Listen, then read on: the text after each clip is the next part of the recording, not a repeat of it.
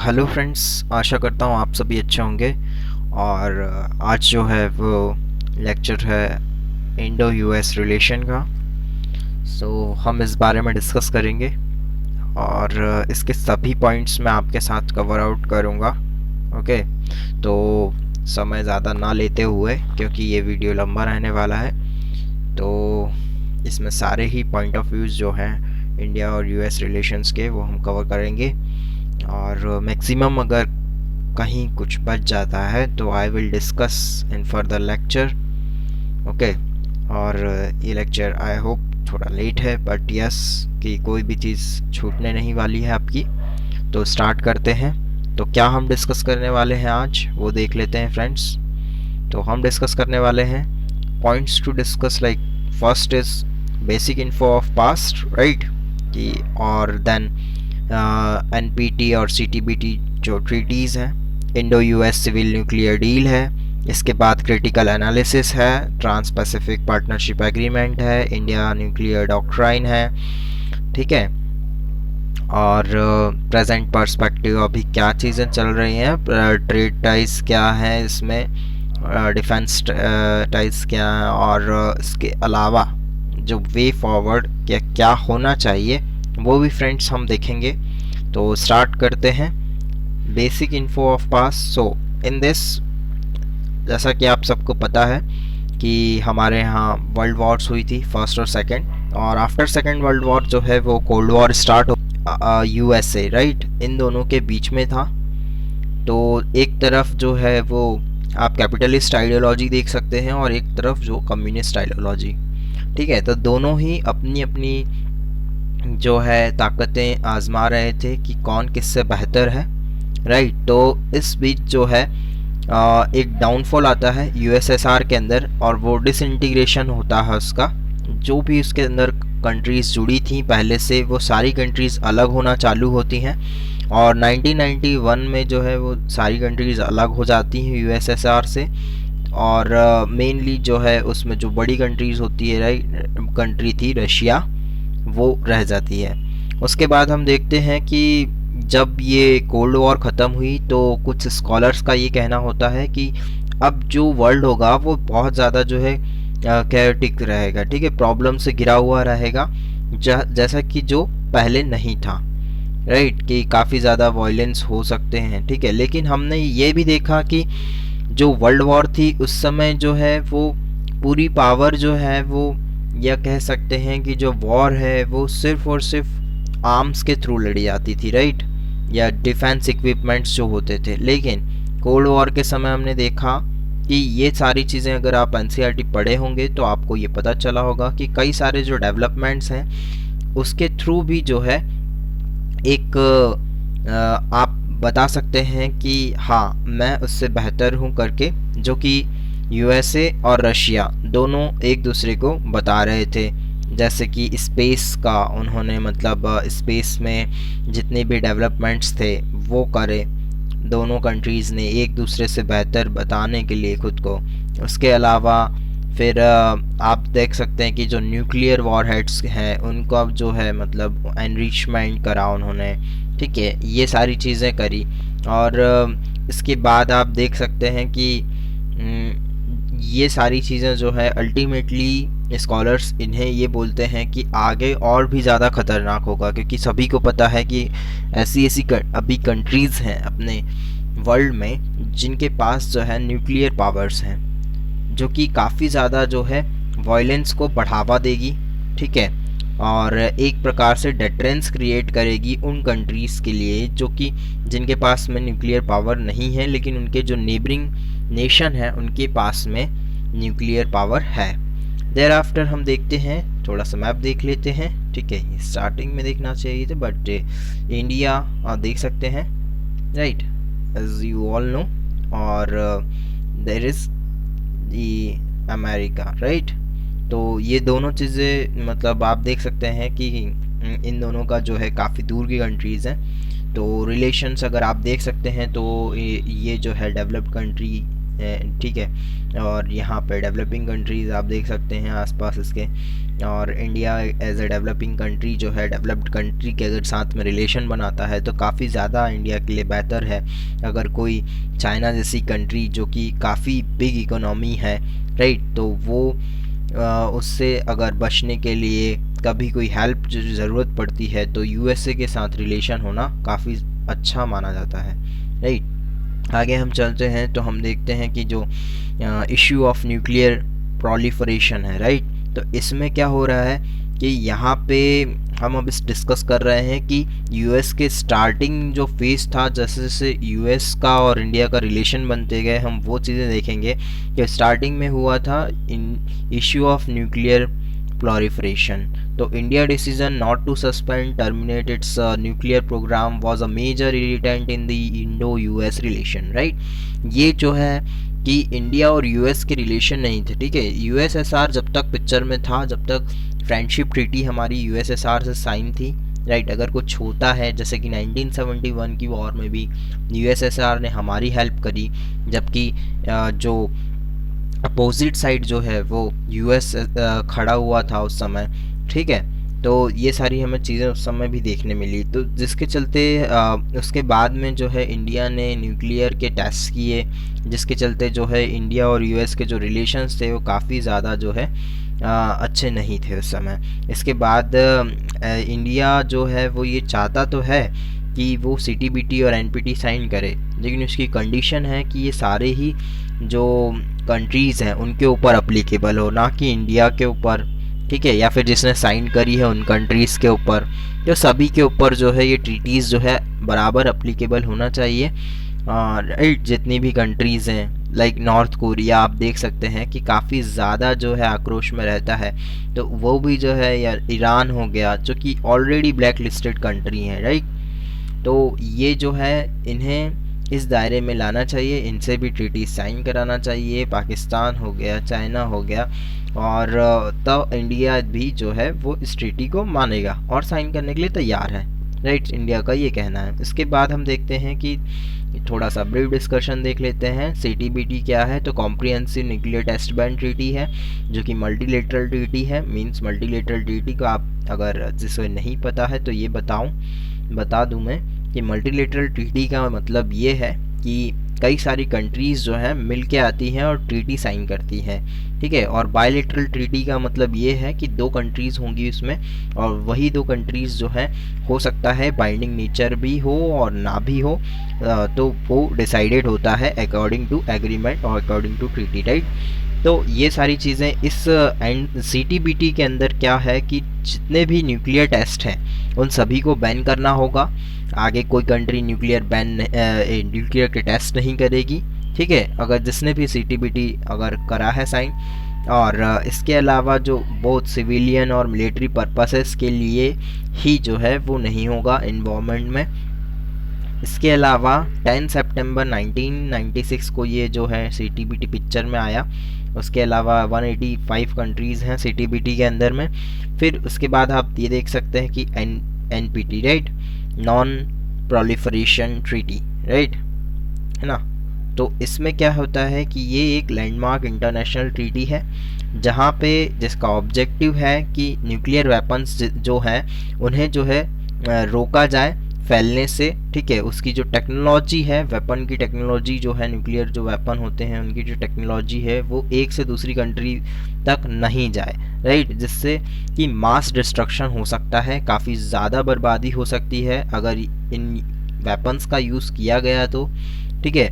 और ये जो है वो एक कोऑपरेशन को प्रमोट करती है ट्रीटी, ठीक है, जो कि क्या बोलता है कि पीसफुल यूज़ हो न्यूक्लियर एनर्जी का, और साथ ही साथ जो है गोल अचीव करें हम न्यूक्लियर डिसआर्मामेंट का, ठीक है, कि कहीं पे भी जो है वो न्यूक्लियर के आर्म्स नहीं होना चाहिए, ठीक है। नहीं तो आप देख सकते हैं कि अगर ऐसे न्यूक्लियर आर्म होंगे सभी के पास तो फिर वो उनका यूज़ करेंगे, और जो कि हिरोशिमा और नागासाकी के साथ सेकेंड वर्ल्ड वॉर के टाइम पे जो घटनाएं हुई थी, जो कि यूएस ने जो बॉम्ब अटैक्स करे थे, ठीक है, इनके ऊपर गिरा के, तो काफ़ी ज़्यादा आज भी वहाँ पे जो है इसका असर दिखाई पड़ता है जापान में, राइट। तो ये चीज़ आप देख सकते हैं। और जनरल एंड कंप्लीट डिसआर्मामेंट ये चाहती है ये ट्रीटी के अंदर, ठीक है, ये होता है। इसके अलावा जो ओपन फॉर सिग्नेचर है 1968 से, सभी मतलब इसके दायरे में आ सकते हैं। जो जो साइन करना चाहता है अपनी मर्ज़ी से वो कर सकता है, ठीक है। बट अभी तक इंडिया जो है इसका सिग्नेटरी नहीं है। एंटर्ड इनटू फोर्स जो कि सॉरी एंटर्ड इनटू फोर्स 5 मार्च 1970, ठीक है। ये 1970 से जो है वो फोर्स में आ गई। इसके अलावा ये जो है इंडिफिनाइट टाइम ड्यूरेशन है इसका। इसके अलावा जो है रशिया, यूके एंड यूएस जो है वो डिपॉजिटरीज हैं। इसके अलावा जो स्टेट पार्टीज़ हैं वो 191 हैं इसमें अभी, और जिसमें इंडिया नहीं है, right. Indo US civil nuclear deal. अब इसके तहत हम क्या देखेंगे कि 123rd जो एग्रीमेंट है वो साइन किया गया यूएसए और रिपब्लिक ऑफ इंडिया के ठीक है बीच में। और जैसे हम यूएस इंडिया न्यूक्लियर एग्रीमेंट बोलते हैं या फिर इंडो यूएस न्यूक्लियर डील भी बोलते हैं। इसका क्या एम था कि कोऑपरेशन को बढ़ाना, जो कि सिविल न्यूक्लियर एनर्जी के जो है कि मतलब सिविलियन के लिए ही जो है यूज़ करना न्यूक्लियर एनर्जी को, ठीक है। और for the separation of civilian and nuclear facility as well as resuming the nuclear cooperation that was suspended for after nuclear exposure 1974। तो ये 1974 का जो है इस समय जो है ये एक्सपोजर था जो कि ख़त्म, मतलब इसकी आप देख सकते हैं कि जो इंडिया के अंदर जो है वो 2 टाइम्स मतलब जो है हमने एक प्रकार से right what can I say that कि ये है कि हमने 2 बार जो है न्यूक्लियर के टेस्ट किए थे, जिससे क्या हुआ कि ये इंडिया और यूएस इन दोनों के बीच जो है ये एग्रीमेंट साइन हुआ कि आगे से ऐसा कुछ ना हो, ठीक है। यूएस ये चाहता था कि एज अ वर्ल्ड पावर कि वो सबको अपने कंट्रोल में रखे, जिसके तहत ये ट्रीटी साइन करी। और उसने ये बताया कि ऐसा ज़्यादा कुछ नहीं होना चाहिए वर्ल्ड में, सबके पास जो है अगर ऐसे बढ़ाते गए तो न्यूक्लियर के टेस्ट करते गए। इंडिया ने 2 बार ऑलरेडी कर लिए थे, जिसके कारण इंडिया और यूएस के बीच में ट्रीटी साइन हुई, जिसमें पीसफुल कोऑपरेशन करना और जो है न्यूक्लियर एनरिचमेंट ना करना, मतलब इस टाइप से जो है वो ये एग्रीमेंट साइन हुआ कि इंडिया जो है वो अब सिविलियन पर्पस के लिए ही जो है करेगा, ठीक है, न्यूक्लियर एनर्जी का यूज़। इसके अलावा जो है अभी भी आप याद रख सकते हैं कि स्प्रेड हम कर सकते हैं, ठीक है। हमारे ऊपर अभी रोक नहीं है क्योंकि हम एनपीटी का पार्ट नहीं है, तो न्यूक्लियर टेक्नोलॉजी जो है हम ट्रांसफ़र कर सकते हैं। ज़रूरी नहीं है कि हमारी सॉवरेनिटी हर्ट होगी या मतलब इससे कुछ भी हमारे ऊपर इम्पैक्ट नहीं पड़ने वाला है, ठीक है। इसके अलावा देखो जो एग्रीमेंट है न्यूक्लियर डील का वो इंक्लूड करता है कि जो अमेरिका है would supply nuclear fuel as well as technology to India under agreement. जो न्यूक्लियर रिएक्टर है would be categorised into 2 different categories, ठीक है, एक तो सिविलियन और एक मिलिट्री। ये 2 प्रकार से जो है वो दोनों के लिए ही न्यूक्लियर रिएक्टर को अलग अलग कैटेगरी में बांटा गया है इन दोनों में। इसके अलावा ये बोला है कि जो इंडिया है वो अलाउ करेगा, ठीक है, India allowed the IAEA supervision inspection with respect to civilian nuclear reactor, ठीक है। तो IAEA, ठीक है, इंटरनेशनल एटॉमिक एजेंसी, ठीक है, जो कि आप जानते हैं, ठीक है, एटॉमिक एनर्जी एजेंसी जो है। तो ये जो है सारी कंट्रीज़ का इंस्पेक्शन करती है। अभी रिसेंटली आई होप कि ईरान ने जो है वो परमिशन दी है IAEA को कि वो जो है वो जांच कर सकता है कि वहाँ पे कितना क्या न्यूक्लियर के वेपन्स हैं, ठीक है। तो ये चीज़ें जो है वो इंडिया ने ऑलरेडी अलाउड कर दिया है IAEA को, ठीक है, इसके सुपरविज़न के लिए। तो इस न्यूक्लियर डील के तहत फिर इंडिया जो है कंटिन्यूड रखा उसने unilateral moratorium right over nuclear proliferation और टेस्टिंग के लिए। फिर उसके अलावा it is important to note that categorizing nuclear reactor as a civilian or military discretion is vested in India। तो यहाँ पे ऐसा ज़रूरी नहीं है कि जो कि अभी मैंने बोला कि किसी चीज़ के लिए इंडिया बन चुका है, बाकी इंडिया का खुद का ये प्रिविलेज है या फिर बोल सकते हैं विशेष अधिकार है अपने खुद के ऊपर, ठीक है, कि वो चाहे तो मतलब उसने जो है ऑलरेडी इन दोनों चीज़ों में उसने बांटा हुआ है, ठीक है, या फिर उसने जो है इन दोनों चीज़ों में बांटा है सिविलियन और मिलिट्री केस में, ठीक है, रिएक्टर्स को जो न्यूक्लियर पावर को।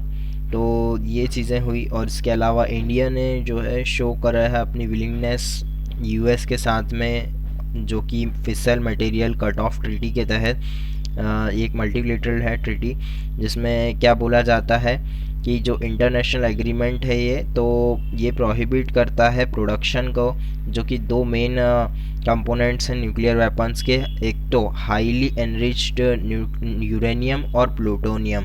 तो इन दोनों को जो है वो कंट्रोल करने के लिए है ये ट्रीटी। तो ये ट्रीटी जो है इंडिया ने ऑलरेडी जो है कंक्लूड करी है यूएस के साथ में साइन करके, राइट।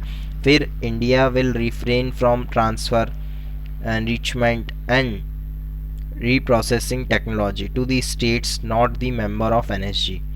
तो इंडिया जो है उन लोगों के साथ जो है वो ये ट्रांसफ़र मतलब आदान प्रदान नहीं करेगा न्यूक्लियर टेक्नोलॉजी का, ठीक है, जो कि एनएसजी के मेंबर नहीं है, ठीक है। तो ये सारी चीज़ें जो है आ जाएगी।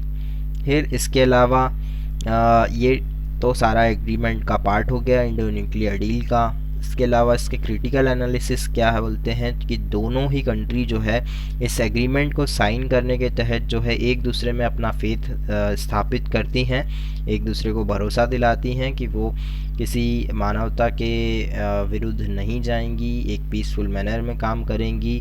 और इससे क्या हुआ कि India became the first country in the world to receive nuclear fuel as well as technology without being signatory of NPT and the member of NSG. तो इंडिया जो है वो पहला कंट्री बन गया कि उसे न्यूक्लियर फ्यूल भी प्राप्त होगा अब यूएसए से और टेक्नोलॉजी भी, है ना, बिना एनपीटी और एनएसजी साइन करे। तो इसके अलावा है कि after signing this nuclear agreement जो अदर कंट्रीज़ थी जैसे कि साउथ कोरिया, जापान और रशिया, उन्होंने भी जो है वो इंडिया के साथ जो है एग्रीमेंट साइन कर लिया। फिर इसके अलावा जो है with the conclusion of this nuclear deal both India and US were seeking different objective from it, ठीक है, दोनों के अलग अलग जो है ऑब्जेक्टिव है। जैसा कि फॉर एग्जांपल आप बोल सकते हैं जो हाइडे एक्ट है ना, तो इस एक्ट के अनुसार जो नमरस और हाइडे एक्ट और numerous policy documents various statements by US leaders it can be clearly deciphered. तो ये जो अलग अलग पॉलिसी और जो डॉक्यूमेंट्स थे उसके तहत जो है क्या पता चलता है वो हम देखते हैं कि टू इंश्योर, तो यूएस की साइड से हम देख लेते हैं। तो जैसे to ensure that India's foreign policy remains in consonance with US policy. तो यूएस ने ये अब निर्धारित किया कि ये डील साइन करके कि उसको कि इंडिया जो है अब उसके साथ चलेगा, है ना, ठीक है, कोई भी जो है न्यूक्लियर पीसफुल मैनर में चलेगा और इस चीज़ का उल्लंघन नहीं करेगा। तो ये चीज़ यूएसए ने इंश्योर करी, ठीक है, ये डील साइन करके। और इसके अलावा आप देख सकते हैं और इससे जो है यूएस अपना एक प्रकार से ग्लोबल डोमिनेंस भी बताता है। और growing economic and political Indian role in the world is seen as significant strategic opportunity to advance US foreign policy goals। तो इसके तहत जो है इसे साइन करने के तहत जो यूएसए ये बोलता है कि या फिर यूएसए की जो इकोनॉमी है वो ग्रो होगी, ठीक है, पॉलिटिकल इंडियन रोल जो है वो वर्ल्ड में। इसके अलावा स्ट्रेटेजिक जो अपॉर्चुनिटी है जो कि यूएसए की फॉरेन पॉलिसी को एडवांस करेगी, तो ये सारी चीज़ें जो हैं होंगी। और यूएस का जो ऑब्जेक्टिव है कि इंटीग्रेट करे वो इंडिया को, ठीक है, as a constructive actor and stakeholder in US led international system. तो वो एक स्ट्रक्ट मतलब इंडिया को बोलना चाहें तो वो एक एज अ इंटीग्रेट करना चाहता है, क्योंकि वो इंडिया को साथ में मिलाना चाहता है, ठीक है, और लेके चलना चाहता है। ये भी जो है यूएसए इंश्योर करता है इस डील के तहत। इसके अलावा हम इंडिया का पर्सपेक्टिव देखते हैं तो इंडिया क्या है इस डील के तहत इंडिया को क्या मिला। तो from Indian perspective it was quite obvious to have greater say diplomatic leverage bargaining capacity in the international affair where the US wanted to continue with its unipolar world, whereas India believed that it should be multipolar with being one of in its pole, right? तो यहाँ पे bargaining capacity बढ़ जाएगी India की, right, क्योंकि US अब उसके साथ में है। तो यहाँ पे जो है वो दूसरी कंट्रीज़ के साथ में उसकी बार्गेनिंग कैपेसिटी बढ़ जाएगी। अगर बड़ी कंट्रीज़ आपके मित्र हो गए हैं, बड़े लोग आपके मित्र हो गए हैं, तो आपने देखा होगा कि कई सारे जो दूसरे जो लोग होते हैं आपके जैसे, वो आपसे काफ़ी करीब आ जाते हैं, राइट, और वो लोग आपसे दोस्ती करना चाहते हैं। तो वही चीज़ जो है इंडिया के साथ होगी। उसके लिए अब कई नेशंस जो हैं उसकी हेल्प के लिए आगे आएंगे, ठीक है। उससे कई सारे, जैसा कि हमने देखा, रशिया ने पैक्ट साइन किया, उसके अलावा साउथ कोरिया ने किया, जापान ने किया, तो ये सारी चीज़ें हुई। तो ये एक बेनिफिशियल मतलब मूव है, मतलब इंडिया के लिए जो है बेनिफिट है। तो इन दी domestic sphere of India, a misperception was created as the signaling of treaty will compromise। पर जो डोमेस्टिकली जो है ये ट्रीटी साइन करके इंडिया में जो है कि स्ट्रेटेजिक ऑटोनॉमी जो है इंडिया की वो कॉम्प्रोमाइज़ होगी, ठीक है, ऐसा जो है वो डोमेस्टिकली देखा गया, राइट, जो कि सच नहीं है कि ऐसा कुछ हुआ कि स्ट्रेटेजिक जो इंडिया की ऑटोनॉमी है, आज भी हम वैसे ही काम कर रहे हैं, अपने वैसे ही फैसले ले रहे हैं जैसा पहले लेते थे। यूएसए का कोई इन्फ्लुएंस नहीं है हमारे फैसलों पे।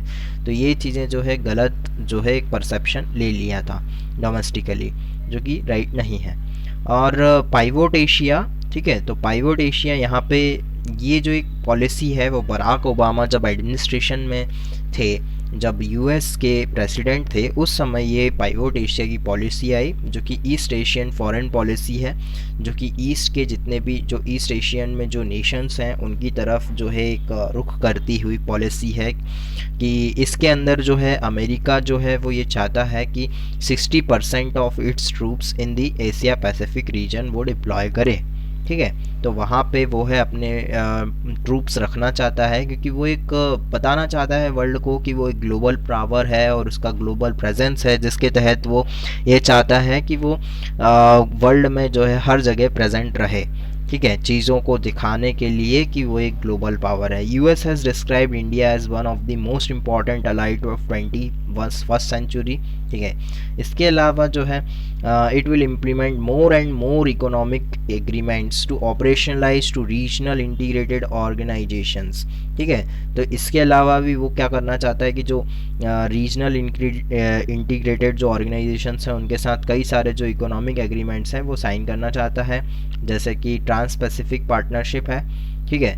तो ट्रांस पैसिफिक पार्टनरशिप जो कि साइन करी थी यूएसए ने, जो जिसका भी वो पार्ट नहीं है, और क्यों नहीं है, क्या है ये ट्रांस पैसिफिक पार्टनरशिप हम देखेंगे। तो ट्रांस पैसिफिक पार्टनरशिप में फ्रेंड्स अभी जो है वो यूएस जो यहाँ पे अगर आप देख सकते हैं तो येलो में नहीं है, और पहले जो कि होता था, बट ये सारी चीज़ें इसलिए भी हैं क्योंकि अब उसने छोड़ दिया है, विड्रॉ कर लिया है।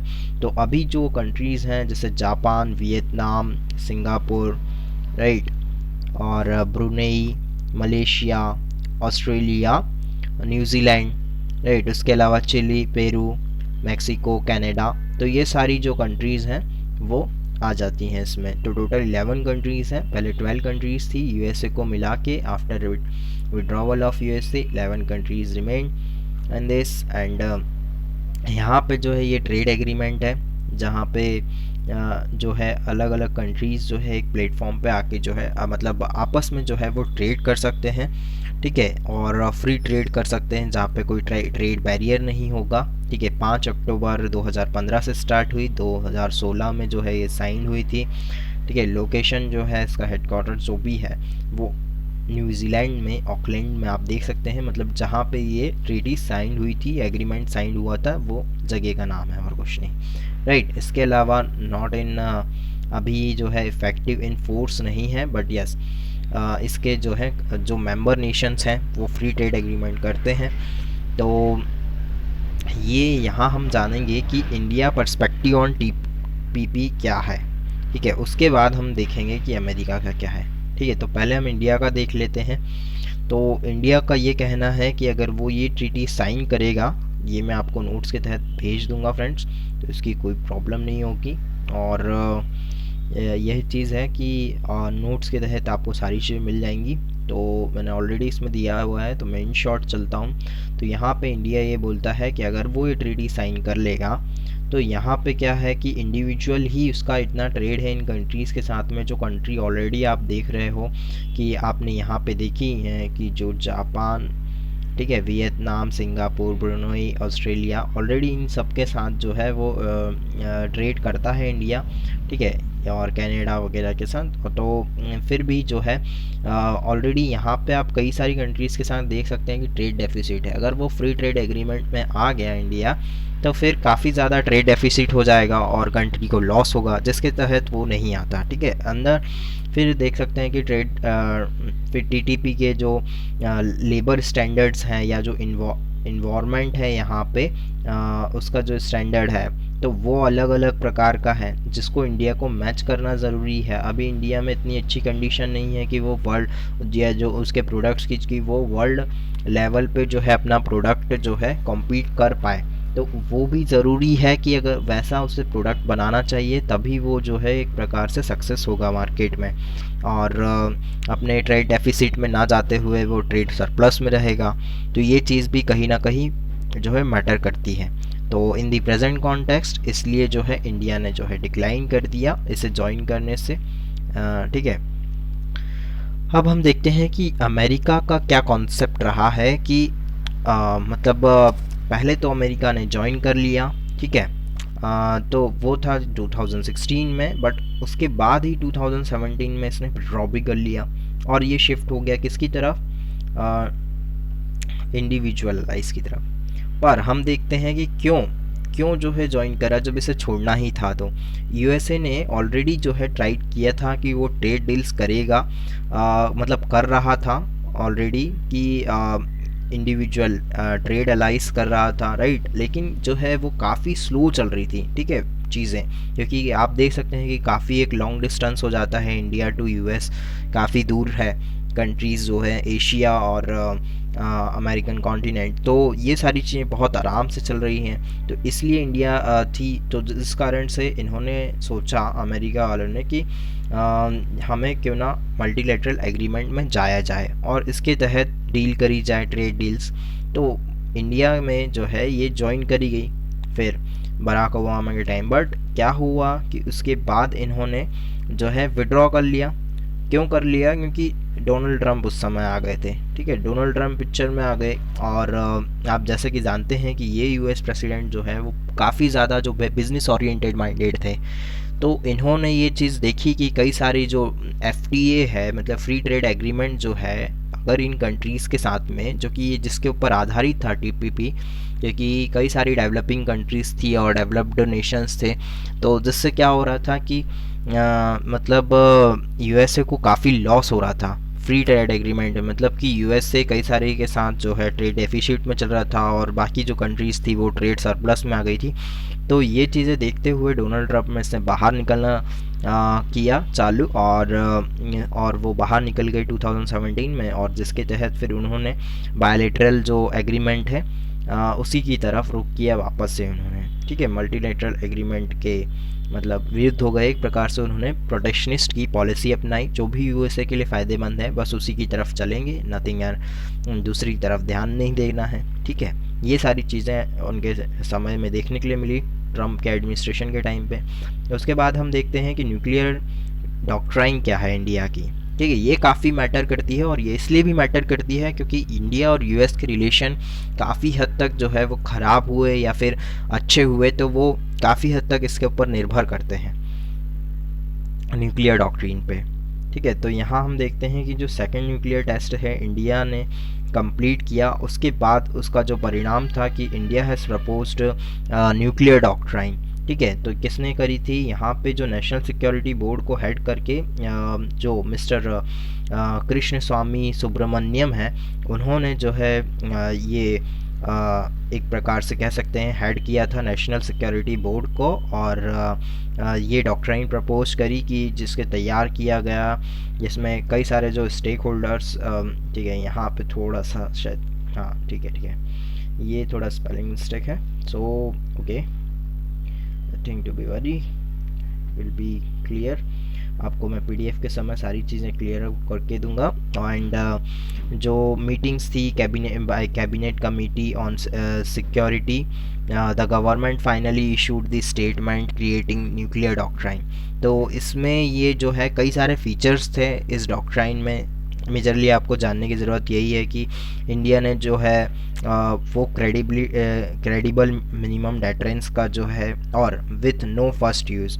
ठीक है, तो ये जो है पॉलिसी अपनाई कि हम किसी के ऊपर भी जो है वो पहले जो है अटैक नहीं करेंगे, नो फर्स्ट यूज़ जो है पोस्चर अपनाया। ठीक है, हम सिर्फ रिटेलिएशन के लिए जो है वो हमारे न्यूक्लियर वेपन्स का यूज़ करेंगे, ना कि पहले यूज़ करेंगे। ठीक है, और बहुत ही मतलब क्रेडिबल मिनिमम डेटरेंस के लिए किसी को मतलब हमसे घबराने की ज़रूरत नहीं है। ठीक है, इसको मतलब उन्होंने रखा, और जिसके तहत उन्होंने नो फर्स्ट यूज़ की पॉलिसी अपनाई। और इसके अलावा हम देख सकते हैं कि it also affirmed that nuclear retaliation to the first strike to be massive. तो इसने कहा, इंडिया ने कहा है कि जो हमारी पहली स्ट्राइक होगी वो काफ़ी ज़्यादा हद तक जो है सामने वाली कंट्री के लिए ख़तरनाक होगी, क्योंकि अगर हम पे कोई करता है तो हम उसे एक्सेप्ट नहीं करेंगे बिल्कुल भी। और क्योंकि इसके तहत आप जानते हैं कि काफ़ी ज़्यादा जो है मास डिस्ट्रक्शन होता है, तो इसलिए इंडिया ने यहाँ पे एक रिटेलिएशन का स्टेटमेंट दिया है। उसके अलावा ये भी ज़रूरी है मेंशन करना कि जो रिटेलिएटिंग अटैक है वो ऑथराइज़ किया जाएगा एक सिविलियन पॉलिटिकल लीडरशिप में, ना कि जो है किसी और लीडरशिप में, मिलिट्री की नहीं बोल सकते हैं। ठीक है, तो वो सिविलियन पॉलिटिकल लीडरशिप के अंदर होगा। इसके अलावा जो है no nuclear attack against India US non nuclear weapon state. तो जो non nuclear weapon state, no nuclear attack मतलब जो भी ऐसे स्टेट्स हैं जिनके पास न्यूक्लियर वेपन नहीं है उनके ऊपर जो है न्यूक्लियर अटैक नहीं किया जाएगा। ठीक है, और इंडिया जो है वो रिटेन करेगा कि जो option of retaliating nuclear attack against biological and chemical attack. Yes, तो उस समय भी अगर बायोलॉजिकल और केमिकल अटैक होता है इंडिया पे, तो वो इसकी जो है मतलब इसके विरुद्ध जाकर जो है वो न्यूक्लियर वेपन्स का इस्तेमाल करेगा। इंडिया जो है कमिटेड होगा गोल्स के लिए, न्यूक्लियर फ्री वर्ल्ड के लिए। ठीक है, through the global verifiable and non discriminatory treatment. Okay, तो ये सारी चीज़ें होंगी इस और हमारी न्यूक्लियर डॉक्ट्राइन में है। सो अब हम देखते हैं कि जो न्यूक्लियर डॉक्ट्राइन है उसे रिव्यू करने की क्या ज़रूरत है ना, नीड फॉर द रिव्यू ज़रूरत है। और क्रिटिकल पर्सपेक्टिव, जैसा कि कई सारे स्कॉलर्स कहते हैं, many scholars has pointed out, sorry यहाँ पे थोड़ा सा प्रॉब्लम है स्पेलिंग का। ठीक है, तो मैनी स्कॉलर्स जो है वो उन्होंने पॉइंटेड आउट किया है कि जो नो फर्स्ट यूज़ क्लॉज है वो काफ़ी उसको क्रिटिसाइज़ करते हुए, जैसे फॉर एग्ज़ाम्पल भरत कर्नाड ने जो बोला है कि कंटिन्यूसली इसके ऊपर क्वेश्चन उठाया है कि it may be useful as political rhetoric but in case of nuclear war a series war, ठीक है, और serious war no first use is only considered as a liability. तो उस समय जो है सिर्फ और सिर्फ लाइबिलिटी होगी, ठीक है। तो ये सही नहीं होगा हमारे लिए कि हम इस टाइप का स्टेटमेंट दें कि हम फ़र्स्ट यूज़ नहीं करेंगे। हो सकता है कि कोई कंट्री कर दे और तब तक हमें काफ़ी ज़्यादा लॉस हो जाएगा। तो भरत कर्नाड यही बोलना चाहते हैं कि नो फर्स्ट यूज़ पॉलिसी अच्छी नहीं है, राइट। पॉलिटिकल दिखावे के लिए सही ही है, लेकिन ऐसे नहीं है, ठीक है। It is also pointed out, it is ये भी पॉइंटेड आउट किया है कि जो नो फर्स्ट यूज़ है, ठीक है, is likely result in unacceptable high casualties and damage to Indian cities as well as infrastructure. तो काफ़ी ज़्यादा डैमेज होगा इंफ्रास्ट्रक्चर हमारा, काफ़ी हार्म होगा अगर किसी ने न्यूक्लियर का यूज़ किया, और ठीक है। तो और argument of massive nuclear retaliation lakhs the credibility, ठीक है। क्रेडिबिलिटी को, जो विश्वास को वो लैक करता है कि हम रिटेलिएशन लेंगे। ये चीज़ें जो है वो काफ़ी हद तक जो है आसपास की कंट्रीज़ में जो है ये भी चीज़ें दिखाएगी कि या मतलब हो सकता है कि इंडिया यूज़ करे। तो इसके अलावा जो है use of nuclear weapon for a biological और chemical attack would be illogical, as such attacks could be launched by non-state actors or without state support।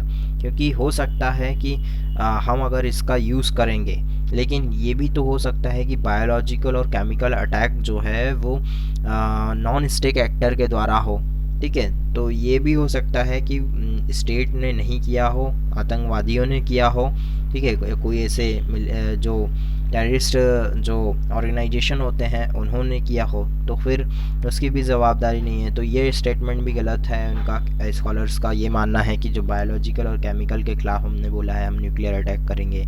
इसके अलावा हम चलते हैं प्रेजेंट पर्सपेक्टिव में, थोड़ा और है फ्रेंड्स, सब्र बनाए रखिएगा, ठीक है।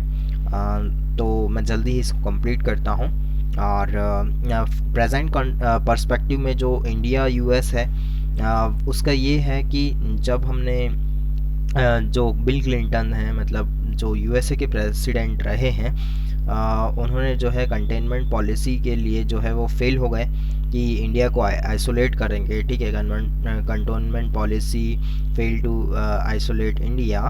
तो इंडिया ने जो कि 1998 में जो न्यूक्लियर एक्सप्लोजन किया था उसके बाद में जो है मतलब दोनों को जो है फिर एक प्लेटफॉर्म पे आए, इंडिया और यूएस। जब इंडिया को जब यूएस अलग नहीं कर पाया दूसरी कंट्रीज से, और हमने जो न्यूक्लियर टेस्ट किया उसके बाद इंडिया यूएस जो है साथ में आए, और अटल बिहारी वाजपेयी जी जो कि उनकी लीडरशिप में ये सारी चीज़ें हुई थी। तो उसके बाद जो है इन्होंने जो है हाथ मिलाया यूएस के साथ, ठीक है। यूएस ने आगे रह के मतलब जो है चीज़ें एक लेवल पे लाए, और जो कि हमने देखा है कि एग्रीमेंट साइन किया फिर इंडिया यूएस न्यूक्लियर डील का भी, ठीक है। तो इन्होंने अपनी जो स्ट्रेटजिक पार्टनरशिप जो है करी। उसके अलावा जो अभी के जो प्राइम मिनिस्टर हैं उन्होंने भी यूएसए में जो है वो विज़िट किया। उसके अलावा फर्स्ट चीफ गेस्ट के तौर पे जो है बराक ओबामा ने भी हमारे इंडिया में विज़िट किया, ठीक है। तो ये सारी चीज़ें आपको इसमें देखने मिल जाएगी स्लाइड में। इसके बाद है कि बायलैटरल ट्रेड जो कि इंडिया और यूएस के बीच में है। तो ये जो दोनों बायलैटरल ट्रेड है इनके बीच में, तो वो 88.75 बिलियन का जो है ये ट्रेड है 1920 के समय का जो कि डेटा है ये। तो इंडिया जो है इसमें सरप्लस रहा है। इसके अलावा आप देख सकते हैं कि 17.42 जो है वो मतलब एक प्रकार से 16 से 17 जो है वो बढ़ा ही है इंडिया का जो ट्रेड है यूएसए के साथ में। उसके अलावा हम देख सकते हैं कि यूएसए के लिए जो है वो India was the 6th largest supplier of service imports, ठीक है। इसके अलावा हम देख सकते हैं कि जो India's large market economic growth and progress towards development make it an essential market for US exporters, ठीक है। तो काफ़ी बड़ी जो है मार्केट हम यूएसए को देते हैं, जहाँ पे यूएस अपना माल बेच सकता है तो वो इंडिया में अपना माल लेकर आता है, ठीक है। तो एक प्रकार से इंडिया उसके लिए मार्केट हुई, ठीक है। इसके अलावा हम देख सकते हैं कि ट्रेड पार्टनरशिप जो है या रिलेशनशिप जो है उसमें क्या इश्यूज़ हैं। तो टैरिफ के इश्यूज़ हैं, और जनरलाइज सिस्टम ऑफ प्रेफरेंस, जो कि अभी कुछ समय पहले जो न्यूज़ में था डोनाल्ड ट्रंप के टाइम पे। और देखो, तो टैरिफ में क्या है कि बोथ कंट्रीज़ जो हैं उन्होंने मार्केट बैरियर्स रखे, ठीक है, और जैसे कि जिसमें ट्रेड और नॉन ट्रेड बैरियर्स दोनों ही आ जाते हैं, ठीक है, सॉरी, ट्रेड टैरिफ और non tariff barriers, as well as multiple practices and regulations and disadvantage foreign companies, ठीक है। तो कई सारी जगहों पे जो है वो यूएस ये कमेंट करता हुआ दिखाई देता है कि उसकी जो कंपनीज़ हैं अगर इंडिया में आ रही हैं, जैसे ट्विटर है, तो आप देख सकते हैं कि कई बार जो है उसके गवर्नमेंट, हमारे यहाँ की जो गवर्नमेंट है अभी कुछ समय पहले ही था कि उनके ऊपर जो है, या व्हाट्सअप जो है अगर अभी उसने ब्रीच करना चाहा था तो हमारी कंट्रीज़ ने जो है सैंक्शंस लगाए, या फिर कई सारी चीज़ों के ऊपर जो है वो बाहर की कंट्रीज़ के ऊपर हमारी गवर्नमेंट सैंक्शन लगाती है, क्योंकि चाहती है कि हमारे यहाँ के जो लोकल जो मैन्युफैक्चरर्स हैं या सर्विस प्रोवाइडर्स हैं उनको प्रोटेक्ट किया जा सके। तो यहाँ पे जो है वो यूएसए अपनी कंपनीज़ की के सपोर्ट में खड़ा होता है और काफ़ी बोलता है, तो वो भी टैरिफ लगाता है, नॉन टैरिफ बैरियर यूज़ करता है। इसके अलावा जो है जनरलाइज सिस्टम ऑफ प्रेफरेंस देख सकते हैं, जो कि 2019 से इफ़ेक्टिव हुआ, ठीक है। और यहाँ पे जो यहाँ यूएस जो है उसने डिसाइड किया कि वो जो है US decided to withdraw duty free benefit to Indian exporter under the GSP program. तो ये जो है हमसे छीन लिया गया कि मतलब अब ड्यूटी फ्री जो है बेनिफिट्स जो हमें मिलते थे, कि हमारे ऊपर कई ऐसे प्रोडक्ट थे जिनके ऊपर जो है टैरिफ नहीं लगाया जाता था, तो अब वो लगाया जाएगा, ठीक है, ड्यूटी फ्री होते थे। तो 2019 से, जो कि डोनाल्ड ट्रंप थे जब पावर में, तो वो चीज़ें हमें मिलना बंद हो गई एक प्रकार से, इसके बेनिफिट्स जीएसपी के, राइट। तो जीएसपी है क्या? तो जीएसपी जो है वो यूएसए जो एक प्रकार का यूएसए का ट्रेड प्रोग्राम है, जो कि डिज़ाइन किया गया है इकोनॉमी को ग्रोथ के लिए, जो कि डेवलपिंग वर्ल्ड में, जो कि कई सारी जो डेवलपिंग कंट्रीज़ हैं उनके जो 4800 जो ऐसे प्रोडक्ट्स हैं जिनके ऊपर जो है ड्यूटी फ्री एंट्री दी जाएगी। अमेरिका में उन्हें 129 जो डेजिग्नेटेड कंट्रीज़ हैं वो कंट्रीज़ अपने प्रोडक्ट्स ला सकती हैं यूएसए में जिनके ऊपर ड्यूटी फ्री होगा, ठीक है, एंट्री मिलेगी उन्हें। जीएसपी जो है वो इंस्टीट्यूट किया गया था 1 जनवरी 1976 पे। तो ये जो है जब से चला हुआ आ रहा था और हमें भी इसके जो है फ़ायदे मिल रहे थे by the trade act of US, right, 1974। इसके अलावा हम आगे देखते हैं आप, तो डिफेंस कोऑपरेशन, ठीक है। अब डिफेंस कोऑपरेशन फ्रेंड्स ये बोलता है कि कई सारी चीज़ें आपको इसमें देखने मिलेंगी कि 2002 में जो है यूएस ने न्यूक्लियर वेपन्स दिए इंडिया को, फिर 2002 में, राइट, उसके बाद 2004 में जो है एनएसएसपी जो है next step for strategic partnership was sign. इसके अलावा जो है जॉइंट मिलिट्री एक्सरसाइज है, युद्ध अभ्यास, राइट, यूएसए और इंडिया के बीच में एक्सचेंज ऑफ ऑफिसर्स होता है, परचेस ऑफ आर्म्स होता है, ठीक है। इसके अलावा जो है डिफेंस ट्रेड टेक्नोलॉजी इनिशिएटिव है, first time both the Nations have agreed the defence relation will not be confined सिर्फ सेलर और परचेसर तक ही नहीं होंगे, बल्कि हम क्या करेंगे, जॉइंट डेवलपमेंट भी करेंगे, प्रोडक्शन भी करेंगे। तो इसके लिए ऊपर भी दोनों कंट्रीज़ जो है एग्री हुई। इसके अलावा लेमोआ और कोमकासा का जो है ये भी एक प्रकार से एग्रीमेंट साइन हुए। बेका जो है एग्रीमेंट, जो कि आपने देखा है अभी काफ़ी रिसेंटली ही हुए हैं ये सारे एग्रीमेंट्स, ठीक है। इसके अलावा जो हम इसको थोड़ा डीप में देख लेते हैं कि जो next step in strategic partnership है वो एक प्रकार से डिप्लोमेटिक इनिशिएटिव है जो कि अनाउंस है, ठीक है, किया है कि जनवरी में 2004 में, जहाँ पे यूएस और इंडिया के बीच में जो है कोऑपरेशन इन स्ट्रेटेजिक एरियाज़, जैसे कि न्यूक्लियर हो गया, स्पेस हो गया, मिसाइल डिफेंस हो गया, हाई टेक ट्रेड हो गया, कॉमर्स एंड मिलिट्री।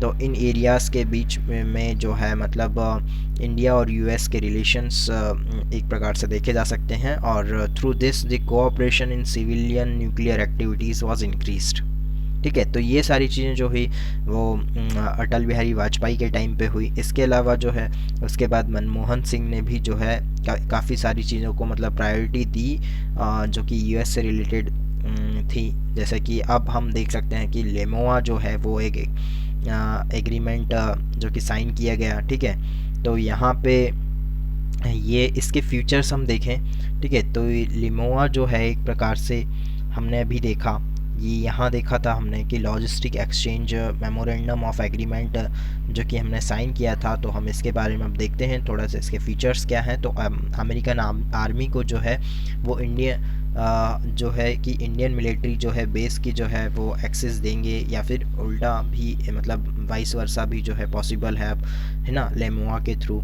और under this agreement the country provide fuel, food, medical aid, ठीक है, ये सारी चीज़ें प्रोवाइड करी जाएंगी। लॉजिस्टिक फैसिलिटी दी जाएगी। इसके अलावा जो है logistic facility can also be availed for joint military exercises, peaceful exercises. उसके अलावा क्रिटिकल पर्सपेक्टिव यहाँ पे ये है कि ये ज़रूरी है कि हमें देखा जाए कि जो एग्रीमेंट है will this agreement US will not be allowed to establish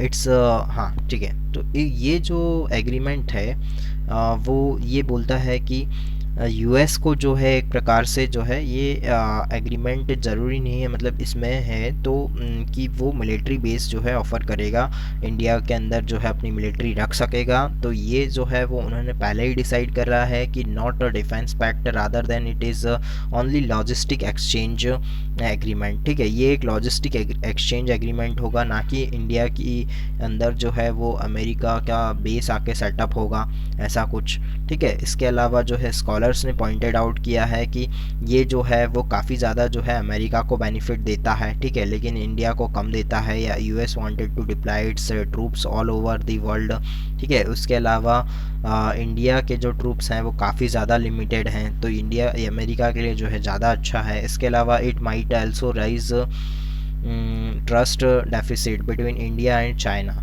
तो अगर ऐसा लिमोआ होता है तो ये भी चीज़ें होगी कि अगर इंडिया की हेल्प कर रहा है यूएस से, तो जो है इंडिया और चाइना जो कि नेबरिंग नेशंस हैं, तो इनके बीच में जो है ट्रस्ट डेफिसिट हो सकता है। इसके अलावा हम देखते हैं कि अलोंग विथ लेमोआ सिस्मोआ, ठीक है, सिस्मोआ के अंदर जो है वो क्या होता है, ये दोनों जो कंट्री हैं उनको जो एक शेयर करने की इजाज़त देता है कॉन्फिडेंशियल इंफॉर्मेशन, पीस टाइम में तो और साथ ही साथ वॉर टाइम में भी। तो ये अपनी जो है कॉन्फिडेंशियल इंफॉर्मेशन शेयर कर सकते हैं एडवांस एंड इनक्रिप्टेड इंफॉर्मेशन को यूज़ करके, और ठीक है। इसके अलावा जो है सिस्मोआ जो है उसमें ये पॉइंटेड आउट किया है कि this agreement might have resulted in compromising sensitive information of India. तो हो सकता है कि सिस्मोआ में जब हम एक दूसरे से जो कॉन्फिडेंशियल इंफॉर्मेशन वो शेयर करें, तो कभी हो भी सकता है कि सेंसिटिव इंफॉर्मेशन जो इंडिया की है तो वो कॉम्प्रोमाइज़ हो सकती है। इसके अलावा जो है बेका आप देख सकते हैं, तो बेका जो है वो एक एग्रीमेंट है, एक्सचेंज कोऑपरेशन एग्रीमेंट। तो it will provide India as well as US, ठीक है, टोपोग्राफिकल एंड एरोनॉटिकल इंफॉर्मेशन, ठीक है, ये दोनों चीज़ें हैं। तो इसके अलावा जो है हम देख सकते हैं कि एलिमेंट ऑफ डिपार्चर, ठीक है। तो अनलाइक द प्रीवियस गवर्नमेंट जो है अभी प्रेजेंट में वो उसने काफ़ी ज़्यादा शो करा है कि वो साउथ एशिया रीजन के इसमें जो है वो ये चाहता है कि फ्रीडम हो नेविगेशन और फ्लाइट की, जहाँ पे जो चाइना है अपना दबदबा दिखाता है, वहाँ पे जो है एक फ्रीडम ऑफ नेविगेशन हो, या हम आसानी से जो है अपना व्यापार कर सकें, या दूसरे जो कंट्रीज़ हैं वो अपना काम कर सकें। तो उसके लिए जो है एक प्रकार से ये हेल्प करेगा यूएसए, ठीक है। उसके अलावा जो है हमारा जो यूएसए से है वो काफ़ी ज़रूरी है एक प्रकार से संबंध रखना। और present government determination to take a firm stand against China, this particular understanding has been reflected in terms of nurturing quadrilateral, ठीक है। तो ये जो अगर आप इसमें ये बोला गया है कि जो क्वाड है, क्वाड जिसमें कि जापान, ऑस्ट्रेलिया, यूएसए, इंडिया जो है पार्टनर है, ठीक है, तो उसमें भी जो है एक प्रकार से ये जो यूएस और इंडिया की जो रिलेशन है, ठीक है, यहाँ पे हमने ऑलरेडी एक क्वाड करके वो भी जो है काफ़ी हद तक जो है हमारे जो रिलेशंस हैं उसको स्ट्रेंथन करने में मदद करता है, ठीक है, जिसके तहत हम देख सकते हैं कि मालाबार जो एक्सरसाइज है वो होती है। अब कंक्लूजन लेता हूँ और मैं आखिरी पार्ट है, तो इसे हम देखते हैं कि क्या होना चाहिए आगे रिलेशंस। तो इंडिया और यूएस रिलेशन जो हैं वो काफ़ी ज़्यादा म्यूचुअली वो एक दूसरे पर डिपेंडेंट हो सकते हैं ट्रेड एरियाज़ के फॉर्म में भी, ठीक है। तो इंडिया जो है वो एक यूएस को मार्केट दे सकता है, ठीक है, और इंडिया भी जो है अपना गुड्स जो है वो यूएसए में सेंड आउट कर सकता है, भेज सकता है, राइट। इसके अलावा जो है बोथ कंट्रीज़ जो हैं वो इंक्रीज़ कर सकती हैं अपनी डिफेंस टाइज, ठीक है। इंडिया जो है वो एक डेवलपिंग नेशन से जो है काफ़ी ज़्यादा अच्छा आगे बढ़ सकता है, अपने जो आर्म्स हैं एम्यूनिशंस हैं वो जो है इंपोर्ट कर सकता है यूएसए से, ठीक है। फिर कॉर्ड जो रिलेशनशिप है, ठीक है, कॉर्ड की जो रिलेशनशिप है वो भी काफ़ी ज़्यादा मायने रखती है। तो इसलिए जो है इंडिया को यूएस से अच्छे संबंध बना के रखना चाहिए, जिसके कारण क्या होगा कि चाइना, पाकिस्तान और जो अभी अभी अफ़गानिस्तान जो कि तालिबान के कंट्रोल में आया है, तो उसे जो है वो कंट्रोल कर पाएगा।